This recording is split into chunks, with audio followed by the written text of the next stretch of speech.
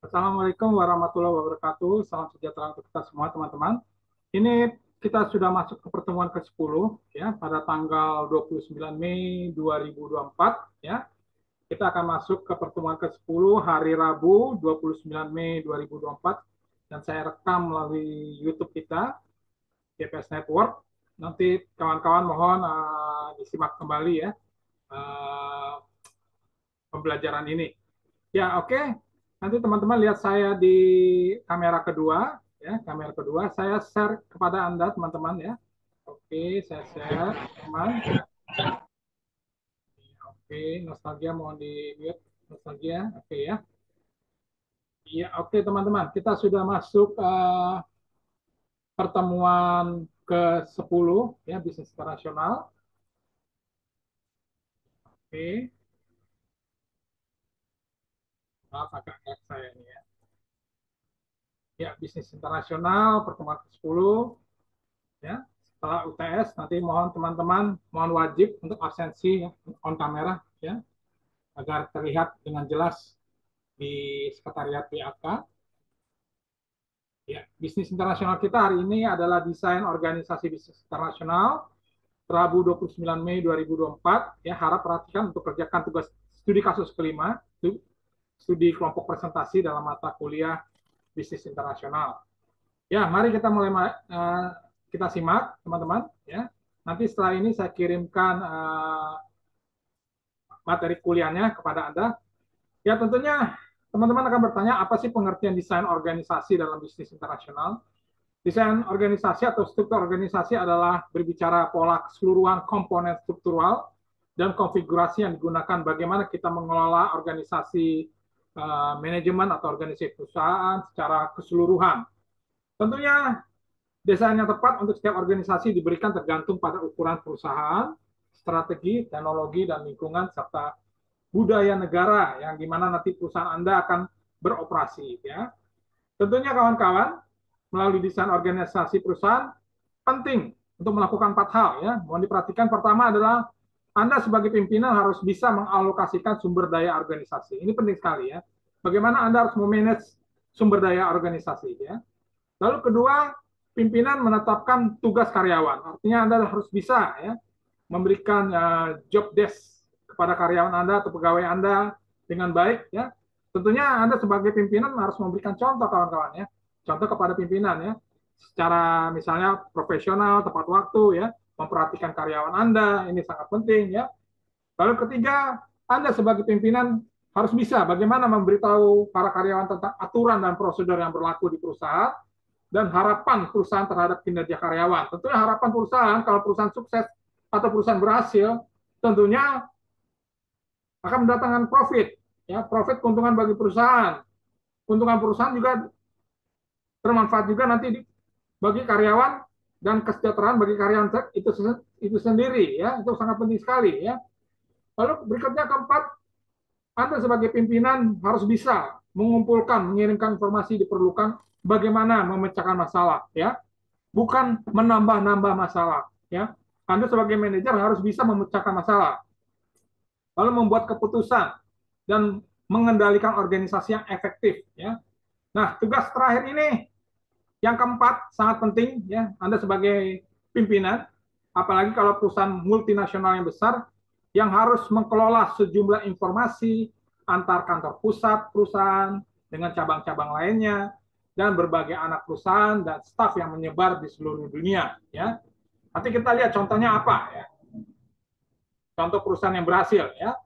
Nah, berikutnya kawan-kawan kita lihat di mana desain global ya, di sini terlihat ya, harus kita lihat kawan-kawan, mohon saya kecilkan dulu ya. Harus berurusan dengan keputusan bagaimana mengintegrasikan 3 jenis pengetahuan ya agar berguna bersaing secara efektif dalam lingkungan bisnis internasional ya. Artinya kawan-kawan ya, nanti Anda sebagai pimpinan atau manajer ya, ada 3 hal yang harus Anda perhatikan. Pertama, area pengetahuan ya. Artinya knowledge Anda, artinya Anda sebagai pimpinan manajer harus memahami kondisi budaya, komersial, masalah sosial dan ekonomi negara tuan rumah atau cabang yang kita buka di suatu negara pada setiap pasar di mana perusahaan akan melakukan bisnis. Ya. Kedua, Anda sebagai pimpinan atau manajer harus mengerti tentang pengetahuan produk, ya, atau product knowledge. Ya.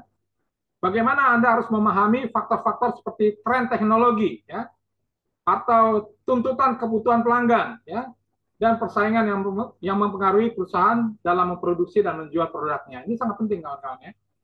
Lalu ketiga, bagaimana Anda harus bisa sebagai manajer mengerti tentang fungsional pengetahuan atau function knowledge, ya, artinya manajer harus memiliki akses kepada rekan kerjanya, mitranya dengan berbagai keahlian, ya, dalam fungsi dasar bisnis seperti produksi. Anda harus mengerti bagaimana tentang marketing, bagaimana tentang finance, bagaimana tentang akuntansi, bagaimana tentang mengelola manajemen sumber daya manusia di perusahaan Anda, dan teknologi informasi. Ya, ada 3 hal yang harus Anda perhatikan. Pertama adalah area pengetahuan, ya, knowledge area. Kedua adalah pengetahuan produk atau product knowledge. Ketiga, pengetahuan fungsional atau function knowledge. Ya, ini Anda sebagai pimpinan, sebagai manajer, ya, yang Anda harus siap dalam bisnis internasional yang sangat kompetitif, kawan-kawan. Ya. Nah, the next kita lihat. Iya. Nah, bentuk-bentuk desain organisasi global, pertama ada 5 bentuk. Ya. Oh, sorry, bukan 5 bentuk, saya tambah 6. Ya. 1, 2, 3, 4, 5, 6. Sorry, 6 bentuk. Ya. Jadi saya tambah, harusnya 5 bentuk, tapi saya tambahkan 6 bentuk ya kawan-kawan ya. Mohon diperhatikan. Ya. 6 bentuk yang paling umum dari desain organisasi global adalah pertama produk global. Ya. Artinya Anda harus sebagai manajer mengatur agar produk dikerjakan menurut divisi-divisi operation perusahaan tersebut. Ya. Bagaimana Anda mengatur ya divisi-divisi operasi perusahaan itu dengan baik. Ya. Kedua adalah area global, ya, artinya mengatur segala kegiatan perusahaan menurut area atau daerah tertentu di dunia ini. Ya. Misalnya Anda buka cabang di Singapura, bagaimana Anda bisa mengatur kegiatan perusahaan atau memberikan semacam tanggung jawab kepada manajer cabang Anda, ya, agar perusahaan di Singapura atau di Malaysia bisa berjalan dengan baik. Ya. Lalu berikutnya adalah fungsional global, artinya mengharuskan perusahaan mendirikan departemen atau divisi yang memiliki tanggung jawab, ya, tanggung jawab, ya, kita tambahkan lagi ya, tanggung jawab global untuk fungsi organisasi, ya, yaitu finance, operation, marketing, research and development, dan manajemen human resources development. Ini penting ya, Anda harus bisa menguasai 4 bidang tersebut: bidang keuangan, bidang operasional, bidang pemasaran, bidang penelitian dan pengembangan produk, ya. Lalu bagaimana Anda mengatur manajemen sumber daya manusia, ya. Lalu keempat adalah pelanggan global, digunakan ketika perusahaan melayani pelanggan atau kelompok pelanggan yang berbeda-beda. Bagaimana dengan customer service yang konsumen yang berbeda-beda, ya. Nah, ini penting sekali. Anda harus bisa memahami atau memberikan pelayanan yang sangat baik, ya. Lalu kelima adalah matriks global, ya. Matriks global ini berbicara merupakan hasil dari menempatkan bentuk perancangan, ya. Sorry, saya perancangan, ya, oke, ya. Perancangan organisasi ke bentuk perancangan yang sudah ada, ya. Lalu berikutnya global campuran, artinya menggabungkan elemen-elemen semua perancangan, ya. Nanti mohon dibaca lagi ya. Ini ada di beberapa tulisan-tulisan jurnal ilmiah di berbagai universitas ya. Nanti dipelajari lagi ada 5 hal. Anda harus mengerti tentang produk global, area global, fungsional global, ya. Lalu keempat pelanggan global, kelima matriks global, dan keenam terakhir adalah global campuran ya. Nah, kita lanjutkan lagi nih. Tentunya dalam bisnis ada filsafat perusahaan multinasional ya. Artinya perusahaan multinasional biasanya mengadopsi dari salah satu 3 filsafat manajerial yang membimbing pendekatan mereka untuk fungsi-fungsi tersebut sebagai design of organisasi dan pemasaran atau marketing, Tiga pendekatan yang digunakan dalam desain organisasi Indonesia yaitu pertama adalah pendekatan etnosentris ya oleh perusahaan-perusahaan yang beroperasi secara internasional dengan cara yang sama mereka lakukan di dalam negeri ya. Ada pendekatan etnosentris, nanti dibaca lagi. Lalu kedua adalah pendekatan polisentris ya yang berbicara digunakan oleh perusahaan bagaimana menyesuaikan operasi mereka untuk setiap pasar asing ya, pasar di luar negeri yang mereka layani ya. Lalu berikutnya ketiga adalah pendekatan geosentris digunakan oleh perusahaan yang menganalisa kebutuhan konsumen atau kebutuhan pelanggan ya di seluruh dunia. Dan kemudian Anda harus bisa mengadopsi standar operasi untuk semua pasar yang mereka layani ya. Kita lanjutkan lagi bagaimana tentang fungsi pengendalian dalam bisnis internasional. Ada beberapa hal yang Anda perhatikan. Pertama, fungsi pengendalian bisnis internasional berbicara proses pemantauan kinerja yang sedang berlangsung di perusahaan Anda dan membuat perubahan-perubahan inovasi yang diperlukan bagaimana Anda nanti sebagai manajer, sebagai pimpinan untuk mempertahankan organisasi bergerak menuju tujuan kinerja. Tujuan kinerjanya apa? Keberhasilan, ya, produktivitas yang berhasil, ya, kinerja yang baik, kualitas yang baik, ya, keuntungan profit yang luar biasa bagi perusahaan Anda, ya, produk Anda bisa disukai oleh konsumen. Nah, ini penting sekali ya fungsi pengendalian ya. Lalu ada pengendalian kontrol, ya, artinya memiliki perbedaan dengan koordinasi, ya, artinya koordinasi sebagai fungsi dari saling ketergantungan antar divisi dan fungsi perusahaan, ya. Tentunya kawan-kawan, semakin tinggi tingkat saling ketergantungan antara divisi dan fungsi, maka koordinasi lebih diperlukan di antara mereka, ya. Jadi divisi-divisi tersebut pentingnya Anda menempatkan ya, pimpinan koordinasi atau supervisor untuk mengawasi divisi-divisi yang Anda sudah tentukan ya. Lalu berikutnya ketiga adalah perusahaan multinasional dapat menggunakan salah satu dari berbagai strategi bagaimana mencapai dan mengelola tingkat koordinasi yang diinginkan ya. Nah, kita lanjutkan lagi kawan-kawan. Nah, ada tiga tingkat pengendalian dalam bisnis perusahaan ya. Tadi kita bicara fungsi pengendalian dalam bisnis internasional. Sekarang tiga tingkat pengendalian dalam bisnis perusahaan internasional. Ada pengendalian strategis, ini berbicara Anda harus bisa memantau seberapa baik berjalannya bisnis internasional, Anda harus bisa merumuskan strategi maupun seberapa baik pelaksanaan strategi tersebut bisa dilaksanakan. Dan pengendalian strategi berfokus pada seberapa baik perusahaan mendefinisikan dan mempertahankan keputusan strategik yang diinginkan, ya, yang diputuskan, dan Anda harus tegas, ya, sekali lagi, dan Anda harus pimpinan harus tegas, dan seberapa efektif perusahaan menetapkan mencapai tujuan strategiknya, ya, tujuan strategi, ya. Lalu berikutnya kita lihat B, pengendalian organisasi. Ini berbicara pada desain organisasi itu sendiri. Jenis yang paling umum dari sistem pengawasan atau pengendalian organisasi adalah desentralisasi. Anda harus membagi cabang-cabang ke berbagai wilayah bisnis Anda. Ya, tentunya harus ada pusat pengendaliannya misalnya di Jakarta. Nanti kita lihat contohnya kawan-kawan ya.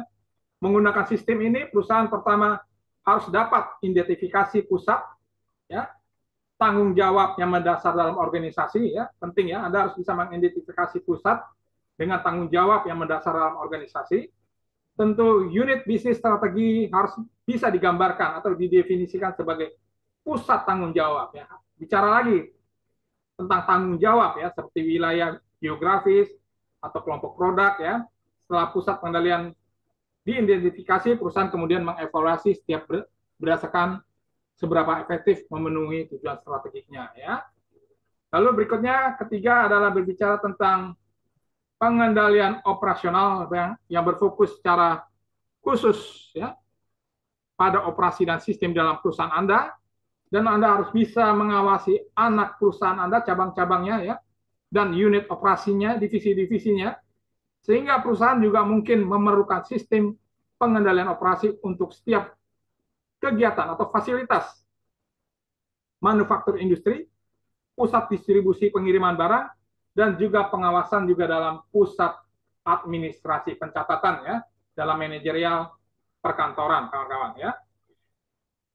Kita lihat sistem berikutnya adalah sistem pengendalian dalam bisnis internasional dibangun melalui 4 langkah. Pertama, Anda harus bisa menetapkan, mohon di-mute si Maria ya. Oke ya. Pertama, menetapkan standar pengendalian kinerja. Bagaimana langkah pertama Anda harus bisa membangun sistem pengendalian bisnis internasional adalah untuk menentukan standar pengendalian yang relevan. Ya. Standar pengendalian yang dalam konteks ini adalah berbicara target, ya, atau tingkat komponen kinerja perusahaan yang diinginkan, ya, target perusahaan dalam kinerja, sehingga kita lihat standar pengendalian harus objektif, ya, Anda harus objektif, ya, dan konsisten dengan tujuan perusahaan, ya. Lalu berikutnya adalah menetapkan ukuran kinerja aktual, yaitu langkah kedua dalam menciptakan sistem pengendalian bisnis internasional adalah untuk mengembangkan ukuran kinerja yang berlaku untuk dikendalikan, ya. Lalu berikutnya C, membandingkan kinerja terhadap standar, ya. Artinya Anda harus bisa standar ini harus bisa dibandingkan, yaitu langkah ketiga dalam membangun sistem pengendalian bisnis internasional adalah untuk melihat kinerja Anda sudah terukur yang diperoleh pada langkah 2 terhadap standar pengendalian yang divisikan dalam langkah pertama, ya. Ini yang A dan B ini, kawan-kawan, ya. Lalu terakhir D, menanggapi penyimpangan, ya, artinya langkah keempat dan terakhir dalam membangun sistem pengendalian bisnis internasional adalah menanggapi penyimpangan-penyimpangan yang pasti terjadi, ya, dan yang diamati pada langkah ketiga, ya, ini ya, langkah ketiga membandingkan kinerja terhadap standar, ya. Salah satu dari 3 hasil yang berbeda ketika membandingkan kinerja standar dan pengadilan aktual. Standar pengadilan telah dipenuhi atau belum dipenuhi atau sudah terlampaui, ya. Jadi kita melihat apakah standar pengadilan sudah dipenuhi atau sukses, ya, target-targetnya, atau belum dipenuhi atau sudah terlampaui, ya. Kalau telah terlampaui artinya targetnya luar biasa, ya. Kalau standarnya telah dipenuhi ya biasa-biasa saja, ya. Jadi Anda harus ada penetapan dalam standar ini, ya, dalam standar pekerjaan, ya, apakah standar Anda sudah ya sesuai standar, ya, atau belum dipenuhi, atau standar Anda sudah melebihi atau telah dilampaui, ya. Nah, kita akan lihat selanjutnya. Nah, kita tadi ingin melihat contoh perusahaan-perusahaan yang sukses, ya. Tentunya kawan-kawan, mungkin terlalu sering saya memberikan contoh keberhasilan dari PT Indofood CBP Sukses Makmur, ya, TBK, ya. Ini perusahaan Indonesia yang saya katakan sangat berhasil, sangat sukses, ya. Bagaimana mendesain organisasinya dari pusat sampai ke cabang-cabang di Indonesia dan cabang di luar negeri, ya. Tentunya kita belajar bahwa faktor keberhasilan organisasi bisnis yang dijalankan PT Indofood Sukses Makmur.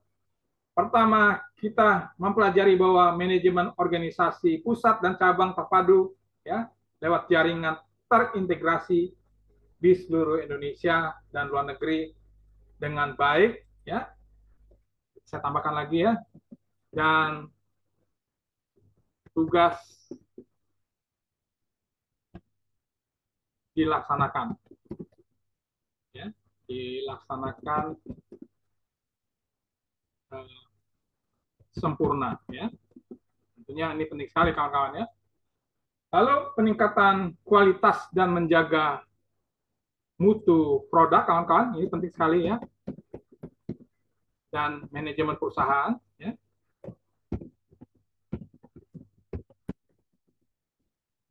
Oke. Lalu ketiga adalah meningkatkan teknologi produksi dan kualitas kerja karyawan. Ini penting sekali, kawan-kawan, ya. Kita bisa belajar, ya. Lalu keempat, bagaimana PT Indofood meningkatkan teknologi informasi bisnis global, ya. Artinya kita bersaing di pasar global untuk meningkatkan pelayanan kepada pelanggan atau konsumen. Ya, ada 4 hal: manajemen organisasi pusat dan cabang di Indonesia dan luar negeri terintegrasi dengan baik dan tugas dilaksanakan sempurna. Ya, harus sempurna kawan-kawan. Ya. Lalu peningkatan kualitas dan menjaga mutu produk dan manajemen perusahaan juga dijaga. Artinya tadi saya bicara masalah manajerial kekompakan sebagai pimpinan. Lalu ketiga, bagaimana meningkatkan teknologi produksi dan kualitas kerja karyawan. Ya, teman-teman bisa kita lihat, ya, kualitasnya sangat baik sekali. Ya. Lalu keempat adalah meningkatkan teknologi informasi bisnis global. Bagaimana untuk meningkatkan pelayanan kepada pelanggan secara baik, ya, secara terus-menerus. Ya. Bagaimana mengatasi komplain permasalahan, ya, dengan dijawab dengan baik dari perusahaan dari PT Indofood sukses makmur. Ya. Maka kita lihat kawan-kawan, ya, mohon diperhatikan. Ya. Artinya lihat struktur organisasi PT Indofood Sukses Makmur Tbk. Ya, ini sangat jelas sekali bagaimana direktur utama, ya, pimpinan paling top di atas, ya, di bawah ada direksi, ya, yang diberikan tanggung jawab, lalu diawasi oleh dewan komisaris, ya, oke, ya. Lalu direksi dibantu oleh beberapa manajer, pertama komite audit, ya, komite audit di bawahnya audit internal. Lalu ada sekretaris perusahaan, lalu direksi memberi tanggung jawabkan pada pengelola koordinator manajemen, ya, atau manager of director. Lalu berikutnya adalah investor relationship, ya. Lalu berikutnya terakhir adalah bagaimana pengendalian pengawasan internal dan manajemen risiko, ya. Dari manajemen kita lihat ada pengawasan mie instan, packaging, dairy, ya, nutrisi dan makanan khusus, ya, snack food, ya, food sessioning internasional, ya. Lalu operasional berbicara di bawah ini tadi saya katakan mengawasi bogasari, agribisnis dan distribusi, ya. Lalu korporasi di bawahnya ada mengawasi beberapa perusahaan, yaitu treasury, controller, central marketing, corporate purchasing, ya. Lalu ada investor relation and corporate secretary, ya. Ada CHR dan CPR, ya. Lalu ada legal hukum, lalu ada corporate internal audit, ya. Lalu ada research and development, ya, riset dan pengembangan produk, lalu terakhir adalah informasi teknologi, ya. Jadi ada 2 departemen dibagi, yaitu operasional dan korporasi, ya. Nah, ini struktur organisasi, ya. Jadi ini bisa menjadi bahan bahwa perusahaan Indonesia ada yang bukan ada lagi, benar-benar sudah berhasil dan mencapai go internasional, ya. Sehingga kita lihat, ya, bagaimana perusahaan Indofood, ya, menjaga kualitas dan mutu produksinya, ya. Ini kita bisa lihat gambarnya, dan juga menjaga kualitas dan mutu sistem manajemen, ya, yang tadi saya gambarkan, ya, struktur organisasi, ya. Ini, ya, kawan-kawan, ya. Ya, divisi-divisi sudah diberi tanggung jawab, ya, baik di cabang-cabang di Indonesia maupun di luar negeri, ya, menjaga mutu kualitas, kawan-kawan. Ya. Lalu bagaimana produk Indofood, ya, sangat disukai atau, ya, sampai ke seluruh pelosok Indonesia dan pelosok dunia, ya, sehingga kita lihat, ya, PT Indofood Sukses Makmur Tbk berhasil di pasar internasional, ya. Ya, ini ada satu meme, ya, artinya kok bisa Indomie kuasain dunia, ya. Artinya, ya, tak hanya populer Indomie menjadi salah satu brand terbaik internasional, tetapi menempati posisi pertama, ya, LA Times Instant Ramen Power Ranking 2019, ya. Ya, artinya ada posisi tertinggi dalam mie ramen, ya, tahun 2019.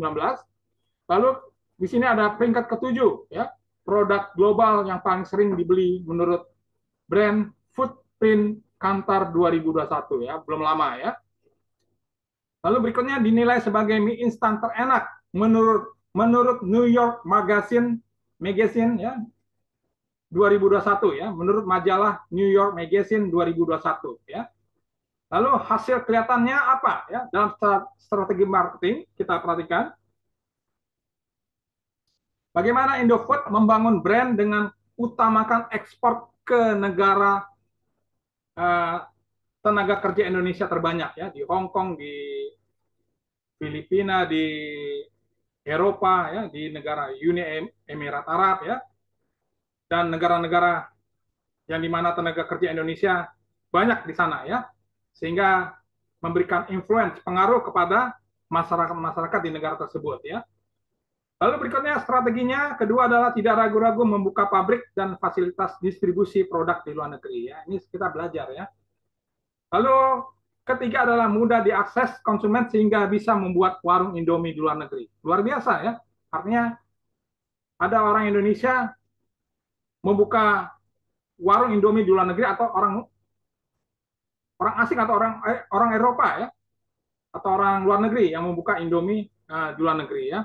Tak hanya itu, menurut Bapak Sandiaga Uno, ya Menteri Pariwisata Ekonomi Kreatif, beliau menyatakan tak hanya itu, Indomie juga terbukti berhasil membuka peluang usaha dan membuka lapangan kerja bagi banyak pelaku ekonomi kreatif. Ya, nah ini ya, ini yang bicara Pak Sandiaga Uno ya, tanggal 15 Desember 2021 beliau menyatakan bahwa tak hanya itu Indomie juga terbukti menciptakan ya peluang usaha dan lapangan kerja di berbagai sektor bidang makanan ya bagi banyak pelaku ekonomi kreatif ya. Ini patut kita apresiasi dari produk Indofood atau produk Indomie ya dengan berbagai ragamnya ya. Nah, kawan-kawan, ini tugas kelima ya. Saya akan merubah tugas kelima 678 ya. Tugas kelompok studi kasus kelima presentasi dipresentasikan pertemuan ke-15 kawan-kawan ya. Ini pertemuan ke-10 ya di kampus tatap muka.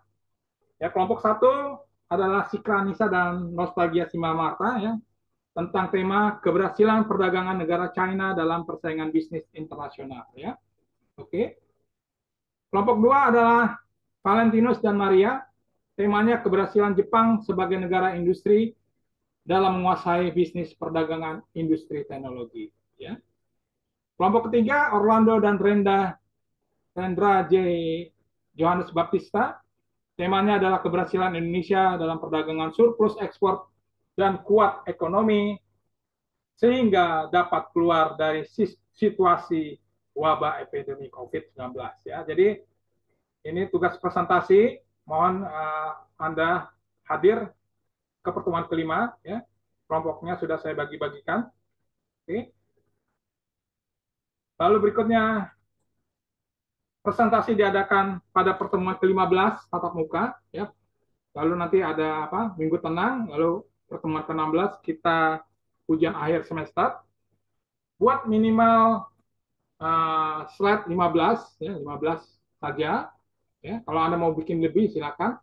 Presentasikan 10 menit dan saya akan menanyakan Anda tanya jawab dosen 5 menit ya. Silakan Anda bekerja sama dengan kawan Anda. Dalam presentasi wajib Anda membawa laptop mahasiswa Anda sendiri ya. Ya, saya ulangi lagi dalam presentasi wajib membawa laptop mahasiswa Anda sendiri. Selamat bekerja dan salam sukses untuk kita semua ya. Nanti habis ini saya akan berikan langsung saya berikan materi mata kuliah yang sudah yang saya presentasikan ya. Dan yang kemarin mahasiswa yang hadir on kamera pertemuan ke-9 ya, Sikra Nisa, Nostalgia Simarata, Valentinus, Maria ya. Dan saya nyatakan tugas studi kasus 1, 2, 3, dan 4 saya nyatakan tutup dan selesai ya. Dan semoga kita sukses dan marikan berikan prestasi terbaik untuk Indonesia ya. Dan semoga Tuhan Yang Maha Esa memberkati langkah masa depan gemilang Anda dan kita semua serta keluarga besar STIGI Jakarta ya. Jadi saya akan ulangi lagi bahwa nanti saya sudah membagikan tugas kelompok studi kasus keempat ya. presentasi, ya. Ini pertemuan ke-10. Nanti presentasi pada pertemuan ke-15, ya. Kelompok 1 adalah Sinkronisa dan Nostalgia, temanya keberhasilan perdagangan negara China dalam persaingan bisnis internasional. Kelompok kedua adalah Valentinus dan Maria, tema keberhasilannya adalah keberhasilan Jepang sebagai negara industri dalam menguasai bisnis perdagangan industri teknologi. Kelompok ketiga adalah Orlando Rendra J. Baptista, temanya adalah keberhasilan Indonesia dalam perdagangan surplus ekonomi dan kuat ekonomi dapat keluar dari situasi wabah epidemi COVID-19. Ya. Dan mohon diperhatikan, presentasi diadakan pertemuan ke-15 tatap muka. Ya. Jadi masing-masing 15 menit, 15 menit, 15 menit, jadi total 1 jam. Ya. Lalu setelah itu saya akan bagikan kisi-kisi kepada Anda, kisi-kisi UAS, ya, buat minimal sebanyak 15, kalau Anda mau bikin lebih, oke. Presentasi 10 menit, ya, saya akan memberikan pertanyaan kepada Anda, tanya jawab dosen 5 menit. Silakan Anda bekerja sama dengan kawan Anda, ya, dalam presentasi wajib Anda membawa laptop mahasiswa Anda sendiri, ya. Selamat bekerja dan salam sukses, ya. Tadi kita sudah mempelajari bagaimana, ya, PT Indofood Sukses Makmur Tbk berhasil, ya. Ini bisa menjadi inspirasi, ya, dari produk yang mungkin dianggap remeh-temeh, tetapi menempati posisi yang populer dalam mie instan, ya, pada tahun 2019, ya. Lalu peringkat ke-7 produk global yang sering dibeli menurut brand Foodprint Kantar tahun 2021. Lalu dinilai sebagai mie instan terenak menurut majalah New York tahun 2021, ya, New York Magazine, ya. Ini menjadi kebanggaan kita semua. Kita lihat bagaimana strategi marketing, mereka membangun brand dengan utamakan ekspor ke negara yang banyak atau saudara-saudara kita yang bekerja sebagai tenaga kerja Indonesia di luar negeri, sehingga bisa memberikan pengaruh kepada penduduk-penduduk di luar negeri di sana. Lalu Indofood tidak ragu-ragu membuka pabrik dan fasilitas distribusi produk di luar negeri. Lalu Indofood membuka atau sangat mudah diakses, ya, konsumen, ya, sehingga membuat ekonomi kreatif, membuat warung Indomie sampai di luar negeri, sehingga Pak Sandiaga Uno sebagai Menteri Pariwisata Ekonomi Kreatif menyatakan, tanya itu Indomie juga terbukti berhasil membuka peluang usaha dan lapangan kerja bagi pelaku ekonomi. Ya. Lalu berikutnya kita lihat, ya, ini produk-produknya kawan-kawan, ya, sehingga divisi produk dijaga dengan baik kualitasnya, ya. Lalu struktur organisasi bisa kita perhatikan, ya.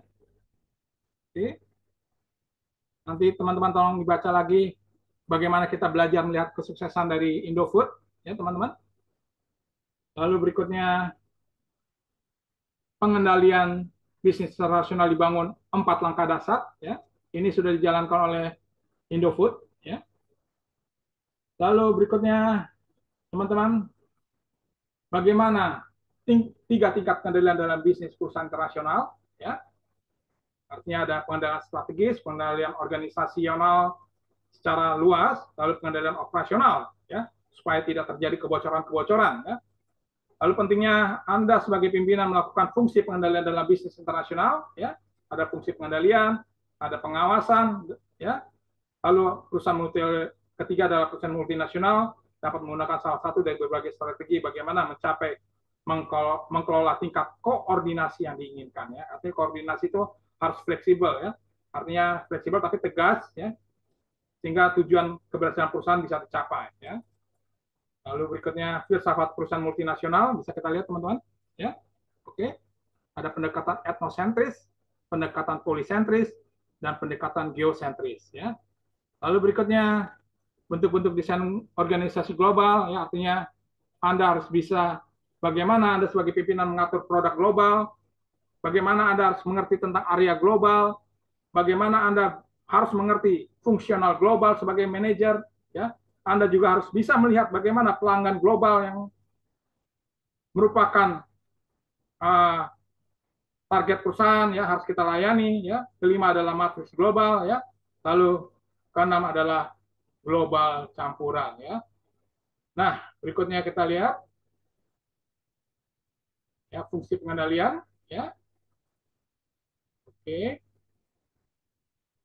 ini tadi sudah dibahas ya. Lalu bentuk-bentuk desain organisasi global secara dunia ya. Bagaimana nanti Anda sebagai manajer Anda harus bisa mempunyai knowledge area, knowledge wilayah. Anda juga sebagai manajer pimpinan harus mengerti tentang product knowledge. Lalu Anda sebagai manajer pimpinan harus mengerti tentang fungsional knowledge ya. Sehingga ini penting sekali nanti teman-teman ya, pengertian desain global. Anda sebagai pimpinan harus mengalokasi sumber daya organisasi, bagaimana how to manage your people, karyawan Anda. Lalu pimpinan harus bisa memberikan arahan, guidance tentang aturan prosedur yang berlaku di perusahaan dan harapan perusahaan terhadap kinerja karyawan. Keempat, Anda harus bisa mengumpulkan informasi yang diperlukan untuk pemecahan masalah organisasi yang efektif ya, sehingga bisa dilayani dari perusahaan di Indonesia dan di luar negeri, contohnya PT Indofood ya. Demikian teman-teman, kita sudah lebih dari 40 menit ya kawan-kawan ya. Semoga ini bermanfaat ya. Demikian pertemuan kita hari Rabu 29/2024 pukul 10 sampai selesai. Oke, saya akan open kamera, saya akan screenshot Anda. Ya, bisa open kamera kawan-kawan? Ya, oke ya. Ya, hari ini ada Christopher Orlando, Nostalgia, oke, saya screenshot sebentar ya. Oke, ada Christopher Orlando, ada Nostalgia Simarmata, Milenia Maria, dan sekarang Nisa ya. Demikian pertemuan ke-10 teman-teman, mohon dikerjakan dengan baik ya. Kita akan ketemu pertemuan ke-15 presentasi ya. Buat dengan baik, dengan berkualitas ya. Akhir kata, sampai jumpa dalam pertemuan ke-11. Saya ucapkan wabillahi wal taufiq hidayah. Wassalamualaikum warahmatullahi wabarakatuh. Salam sukses untuk kita semua. Terima kasih kawan-kawan, sampai jumpa minggu depan.